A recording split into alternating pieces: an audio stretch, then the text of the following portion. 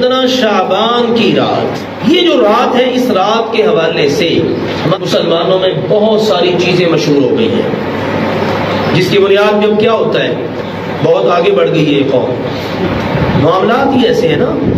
اب ذرا سا وہ کہتے ہیں نا، آپ ذرا ہمیں قدم رکھنے کا موقع دیں صحیح، لیٹنے کی جگہ ہم خود ہی بنا لیں گے۔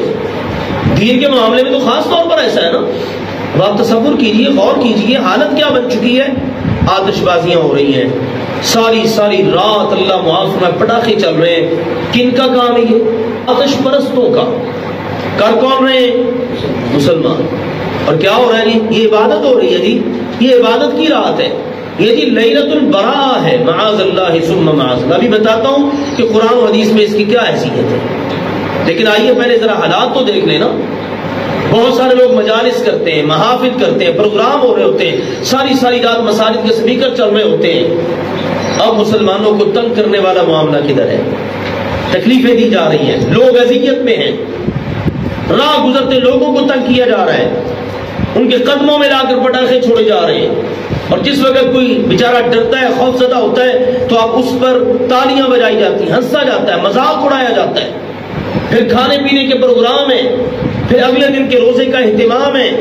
یہ سارا کچھ، اس کے علاوہ بھی جو کچھ ہے، یاد رکھیے اس میں سے کسی کا بھی قرآن و سنت میں کوئی ثبوت نہیں۔ جتنی اس کے متعلق روایات ہیں وہ سب کی سب موضوع ہیں، من گھڑت ہیں، وہ سیدنا علی کی طرف منسوب کر دی رضی اللہ تعالی عنہ، یہ کچھ بھی نہیں ہے۔ ہاں ایک روایت ہے، اس کے طرق اتنے زیادہ ہیں، سندیں اتنی زیادہ ہیں کہ وہ ساری مل کر ایک محدث ہیں شیخ البانی رحمہ اللہ تعالی، اور ایک ان کے شاگرد ہیں شیخ شعیب الارناؤوط۔ ان دو ائمہ رحمہم اللہ تعالی نے اس حدیث کو بہت زیادہ سندوں کی وجہ سے صحیح قرار دیا ہے۔ ان کے علاوہ باقی تمام محدثین نے اس کو بھی ضعیف ہی قرار دیا ہے، لیکن چلو ہم مان لیتے ہیں وہ صحیح ہے۔ لیکن پورے ذخیرہ احادیث میں صرف ایک حدیث صحیح ملی، اور وہ بھی کیا ہے؟ ذرا غور سے سنیے گا اس حدیث کو۔ وہ یہ ہے، اللہ سبحانہ و تعالی کے بارے میں رسول اللہ صلی اللہ علیہ وسلم نے فرمایا، یطلع اللہ تبارک و تعالی الی خلقہ لیلۃ النصف من شعبان۔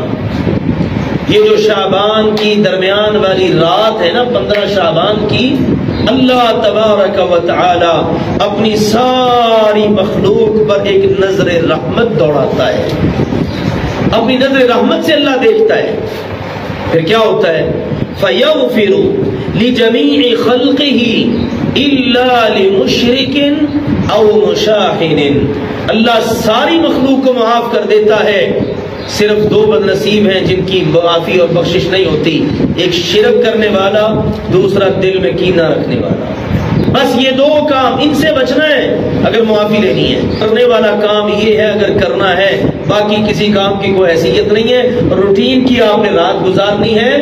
اور اگر دل میں کینہ حسد نہیں ہے، عقیدے میں شرک نہیں ہے، تو انشاءاللہ اس رات اللہ کے فضل و کرم سے معافی ہو جائے گی۔ اور اگر آپ سارا کچھ کرتے رہیں، خرچے بھی بڑے کریں، بڑی بڑی نیازیں دے رہے ہیں، آپ حلوے مانڈے چل رہے ہیں جناب، بہت کچھ ہو رہا ہے، اور ساری رات جا کر عبادت کر رہے ہیں، عقیدے میں شرک ہے،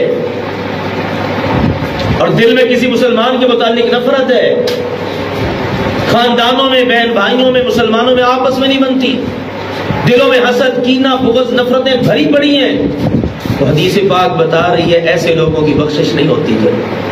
اس لیے 15 شعبان کی جو رات ہے نا، اس کے متعلق قرآن پاک میں اور حدیث پاک میں صرف یہ ایک دلیل ملتی ہے، اس کا اہتمام کیجئے۔ اگر کوئی شخص کہتا ہے اچھا اگر اس رات میں بخشش ہوتی ہے تو پھر ہمیں عبادتیں کر لینی چاہیے، بھئی عبادت کی تو کوئی تلقین ہی نہیں ہے، عبادت کی کہیں تلقین نہیں ہے۔ جس اللہ نے، جس رسول نے ہمیں یہ بتا دیا ہے کہ بھئی رمضان کے آخری عشرے کی تاخ راتوں میں ایک رات ہے، اس کو تلاش کرو، وہ کون سی رات ہے؟ لیلۃ القدر۔ اور اس کے بارے میں سب کچھ بتایا ہے نا، سب کچھ بتایا نا اس کے بارے میں، یہ دعا پڑھنی ہے، یوں عبادتیں کرنی ہے، یوں اللہ تعالیٰ کی طرف سے رحمتوں کا نزول ہوتا ہے، یوں فرشتے وہ سب کچھ بتایا گیا ہے، تو اگر اس رات کی بھی کوئی اہمیت ہوتی تو اس کے بارے میں بھی تو کچھ بتایا جاتا نا، اس کے بارے میں بھی بتایا جاتا کہ چلو بھی اس رات میں سب کی بخشش ہوتی ہے سوائے مشرک کے اور دل میں کینہ رکھنے والے کے، تم یہ عبادت کرو، تم اتنے نفل پڑھو، تم یہ کرو وہ کرو، کچھ بھی نہیں ہے ایسا، لہذا یہ ہے کام کرنے والا۔ اب بعض لوگ کہتے ہیں جی یہ بڑی مبارک رات ہے، یہ بڑی مبارک رات، ابھی کوئی دلیل؟ کہتے ہیں دیکھو نا سورۃ الدخان میں انا انزلناہ فی لیلۃ مبارکہ، یقیناً ہم نے اس قرآن کو بابرکت رات میں اتارا ہے۔ اللہ نے کس کو اتارا ہے مبارک رات میں؟ قرآن کو، اور بتا رہا ہے قرآن ہی کس مہینے میں اترا ہے قرآن؟ شہر رمضان الذی انزل فیہ القرآن، قرآن اللہ کی طرف سے اترا ہے رمضان کے مہینے میں۔ تو معلوم یہ ہوا وہ جو مبارک رات ہے نا وہ شعبان میں نہیں ہے، وہ کس میں ہے؟ رمضان میں۔ ایک مسئلہ حل ہوا۔ اب قرآن ہی بتا رہا ہے وہ کون سی رات ہے؟ انا انزلناہ فی لیلۃ القدر، ہم نے اس قرآن کو قدر والی رات میں اتارا ہے۔ کون سی وہ رات ہے؟ لیلۃ القدر خیر من الف شہر، وہ ایک رات ہی 1000 مہینوں سے بہتر ہے۔ یہ وہ رات ہے جس میں اللہ نے لوح محفوظ سے آسمان دنیا پر یک بار کی مکمل قرآن اتار دیا، مگر نہ تو یہ قرآن تھوڑا تھوڑا کر کے نبی اکرم صلی اللہ علیہ وسلم پر تقریباً 23 سال کی مدت میں مکمل ہوا ہے نا، لیکن یک بار کی جو اللہ نے یہاں پر ذکر کیا ہے رمضان المبارک میں لیلۃ القدر میں، وہی مبارک رات ہے اللہ نے لوح محفوظ سے آسمان دنیا پر اپنے کلام کو اتار دیا۔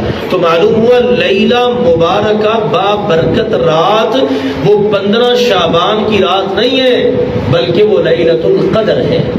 اس رات کی کوئی شرعی حیثیت نہیں ہے، زیادہ سے زیادہ یہ ہے ہم نے اپنے عقیدے کو ہر وقت ہی صاف ستھرا رکھنا ہے تاکہ جب 15 شعبان کی رات کو بھی ہمارے رب تعالیٰ کی ہمارے دلوں پر نظر پڑے تو ہمارا دل توحید کے نور سے منور نظر آئے، ہمارے دل پر ہمارے رب کی نظر پڑے تو ہمارے دل میں کوئی کینہ حسد بغض کسی مسلمان کے بارے میں نہ ہو۔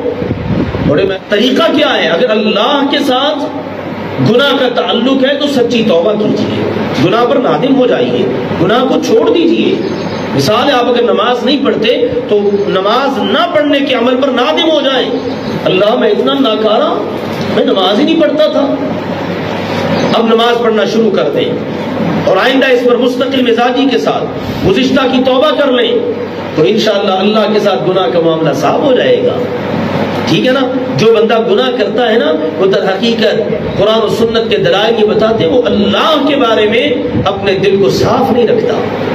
بندوں کے ساتھ معاملہ ہے گناہ کا تو بندوں کے ساتھ معاملات کو صاف کرے، کسی کے ساتھ زیادتی کی ہے، کسی کا حق دبایا ہے، کسی پر ظلم کیا ہے، کسی کا مال ہتھیایا ہے، کسی کا دینا تھا نہیں دیا، کوئی بھی ایون کے معاملہ ہے اس کو اس کے ساتھ مل کر صاف کرے، دل کے اندر کینہ نہ ہو، حسد نہ ہو، بغض نہ ہو، نفرت نہ ہو، میل کچیل نہ ہو، غصہ نہ ہو، دل پر گناہوں کا زنگ نہ لگا ہوا ہو۔ تو حدیث پاک بتا رہی ہے جب یہ عمل آپ کرو گے نا تو اللہ کی نظر رحمت پڑے گی، بیڑا انشاءاللہ پار ہو جائے گا۔